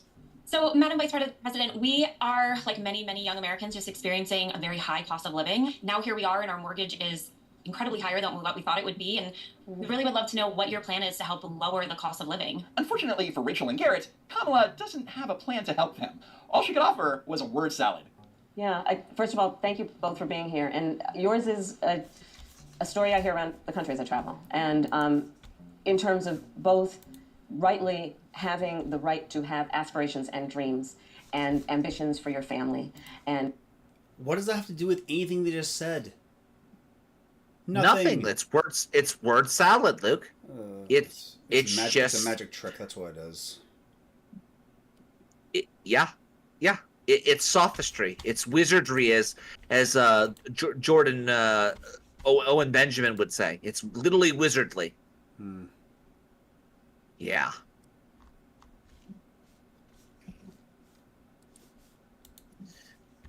Anyhow, besides that, here we go. I sent a link to you. I just want to give you guys a little bit of it's a 1 hour long thing. We're just going to start talking about a little bit of it because I want you guys to go watch it. I think that it actually makes a lot of sense with regards to the fertility crisis, because apparently I didn't even know there's a difference between the birth rates and fertility rates. They're two different things. Did you know that? Here you go, Luke. Well, we got a lot of people in here tonight. Anxiety over fertility is once again fashionable. This isn't the first time. It was fashionable in the 1920s and in the 1970s as well. Each time for mostly wrong reasons, just like today. But what's different today is that the discussion is no longer just among those who at the very least know the basics of what they're talking about, but rather among everyone. This can be a positive, up to a point, but it's also routinely a negative. Most people don't have the curiosity to learn, for instance, the difference between the birth rate and the total fertility rate, which means most people are susceptible to intentional manipulation and disinformation from various actors with an ulterior motive. But okay, that's always a risk, after all, with any topic. But what's worse is that lack of basic knowledge is coupled with ideological possession routinely, which results in very bad anti-historical and routinely anti-human takes, which are then taken as gospel by too many who don't know better. In the end, the whole conversation is polluted even more, and the topic becomes impossible to discuss. And this is where we are today. So in this series, it's nearly inevitable that I will piss off everyone. But then again, that's why you do come to the sofa. For nice things you want to hear, there's plenty of other... He's literally the right-wing version of Saul Alinsky, Luke. He will be the next Kissinger. I really do think he is like the best of the best out there when it comes to commentary on like the political topics nowadays. But again, I'm not going to play the whole thing. I just want to show this off because it's about an hour long, and there were some very interesting talking points that I didn't even know about. I'd highly recommend people watch it, doing further research on this. Other than that, Luke, final thoughts. These old yearbooks are a window into history. Can you see the time when we used to play at recess? Recess. School's out for the summer. School's out forever. Ladies and gentlemen, take care of one another. Remember, saving the West is a side quest. This is the Digital Renegade podcast. Out.